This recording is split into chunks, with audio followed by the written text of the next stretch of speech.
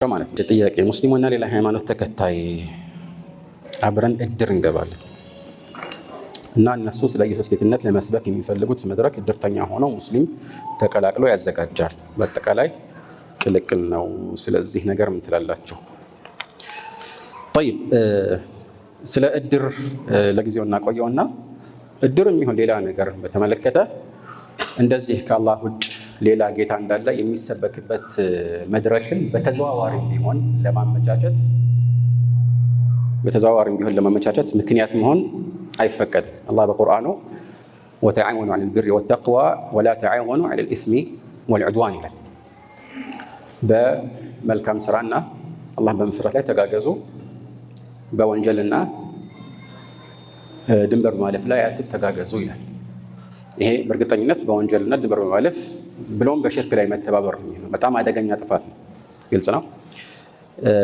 እኛ አላመቻቸንም እነሱ ናቸው ይህንን እድል የሚጠቀሙት ከተባለ እንዲህ አይነት ነገር በሚከሰትበት ቦታ ላይ ቁጭ ብሎ ያለ ضرورة ማድመጥ አይቻልም። የሚሄድበት ከጠፋው ወይ ሌላ ጉዳት እንዳይመጣ ፈርቶ ካልሆነ በስተቀር አማራጭ ያለው አንድ ሰው ከአላህ ውጭ ሌላ የሚመለክበት ወይም ሌላ ሰው እንደ ጌታ የሚቆጠርበት መድረክ ላይ መገኘቱ ክልክል። قال الله عز وجل وقد نزل عليكم في الكتاب أن إذا سمعتم آيات الله يكفر بها ويستهزأ بها فلا تقعدوا معهم حتى يخوضوا في حديث غيره إنكم إذا مثلهم إن الله جامع المنافقين والكافرين في جهنم جميعا إلى ودنا أنت برقد أنقصتنا ورنا إلى الله سبحانه وتعالى ወይም መጽሐፍን አውርደናል። የአላህ አንቀጾች ሲካድባ ሲያላግጡ ከነሱ ጋር እንዳትቀመጡ ይላል። فلا تقعدوا معهم حتى يخوضوا في حديث غيره ሌላ ነገር እስኪያወሩ ድረስ። ሌላ ነገር ካወሩ ለምሳሌ የጋራ ጉዳይ ኖሮ በዛ ጉዳይ ላይ ለመወያየት መቀመጥ ችግር የለም። ሌላ ነገር ካወሩ ማለት እንዲህ አይነት ግን ኩፍር ነገር እያወሩ አብሮ መቀመጥ ክልክል። فلا تقعدوا معهم حتى يخوضوا في حديث غيره إنكم إذا مثلهم እንደዛ ካደረጋችሁ እናንተ እንደ እነሱ ሆናችኋል። እንደነሱ ሆናችኋል። ተመሳሳይ ምን ተለያችሁ? ልክ ትክክል እንደሆነ ነገር ምናልባት ቁጭ ብለህ ያዳመጥክ እዛ ቦታ ላይ መገኘትህ ወደኸው ከሆነ ኩፍር ነው አይደለም።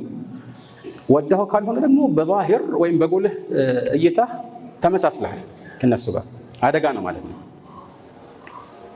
ሌላ ቦታ ላይ አላህ ሱብሓነሁ ወተዓላ ምን ይላል? في سورة الأنعام وإذا رأيت الذين يخوضون في آياتنا فأعرض عنهم حتى يخوضوا في حديث غيره وإما ينسينك الشيطان فلا تقعد بعد الذكرى مع القوم الظالمين በአላህ አንቀጾች እንደዚህ የሚያስተባብሉ ሰዎች ወይም ደግሞ እነዚህን አንቀጾች አስመልክቶ የባጤ ቆጡን የሚዘላብዱ ሰዎች ስታይ ከነሱ ጋር አትቀመጥ። ረስተህ ብትቀመጥ ካስታወስክ በኋላ ግን እንዳትቀመጥ እንደዚህ አይነት ሰዎች ጋር። ስለዚህ ይሄ ከባድ ነገር ነው ማለት ነው። እና ይሄ እድርም ይሁን አይሆን መቼም የማይሆን ነገር ነው። ግን እድርን በተመለከተ አስለን እድር እንደ ጽንሰ ሐሳብ ከአንዳንድ የሸሪዓ ህግ ጋር የሚጣረሱ ጥፋቶች ከተላቀቀ ሊፈቀድ የሚችልበት መንገድ ቢኖርም ግን አብዛኛውን ጊዜ የሚያሳድረው ተጽዕኖ መጥፎ እየሆነ ነው እያየን ያለ ነው። ከውጤቱ አንጻር ሰዎች አስለን ለአላህ ብለው የመቀባበር አንድ ሙስሊም ሌላ ሙስሊምን የመሸኘት ፍላጎቱ እንዲመነመን የሚያደርግበት ሁኔታ አለ። እንዲያውም መሆን ካለበት የሚሻለው አንድ ሰው ከሞተ በኋላ ለቤተሰቦቹ ይሄን ያህል ብር እንኳን ውሰዱ ከማለት ታሞ እያለ የሚጠየቅበት ተጎድቶ እያለ ችግሩ የሚጠገንበትን መረዳጃ ማቋቋም ነበር የሚገባ። ሰዎች ከሞተ በኋላ የሆነ ነገር እናድርግ የሚለው ነገር ነው የሚያሳስባቸው። እና ምናልባት እንግዲህ ባጭሩ እንዲህ እንበል እንጂ በሰፊው አንዳንድ መብራሪያዎች ያስፈልጉታል። አፈጻጸሙ ላይ አንዳንድ ችግሮች አሉ። ለምሳሌ እድር ላይ የሚዋጣ መዋጮውን ያዘገየ ሰው ቅጣት ተብሎ የሚጨመርበት ጭማሪ ይሄ አይቻልም። መከፈል የሚገባውን ገንዘብ በማቆየቱ አንድ ሰው የሚጨመርበት ማንኛውም ጭማሪ ስሙ ወለድ ባይሆንም ግን ሐቂቃ ወለድ ነው። ግልጽ ነው። طيب ከሙስሊም ካልሆነ ሰዎች ጋር ደግሞ በዚህ መልኩ እድር ውስጥ መግባቱ ሙኻለፋ ውስጥ የግድ ያስገባል። ቀብር ላይ ለምሳሌ እከሌ ሞቷልና ቅበሩ ሲባል አንተ ለመቅበር ስትሄድ የሚያጋጥምህ ነገር ነው። ቀደም ያልነው አይነት ችግር ሊያጋጥምህ ይችላል። ከዛ ውጭ አንዳንድ ጊዜ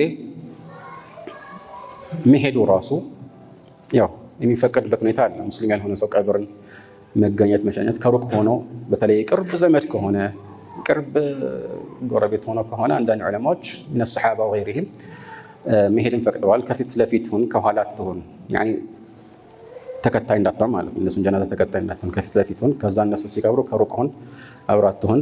ያ ከሆነ አንዳንዴ ይፈቀዳል። ግን ከዛ ውጭ ለምሳሌ ትልቅ ሰው ስለሆነ ከሌ የሚባል ትልቅ የሀገራችን እንትን ተብለው ከሱ ኋላ መግተልተል ላ አላህ ሱብሓነሁ ወተዓላ ነቢያችን ዓለይሂ ሰላቱ ወሰላም ወላ ቱሰሊ ዐላ አሐድን ሚንሁም ማተ አበደን ወላ ተቁም ዐላ ቀብሪህ ኢነሁም ከፈሩ ቢላሂ ወረሱሊሂ ወማቱ ወሁም ካፊሩን።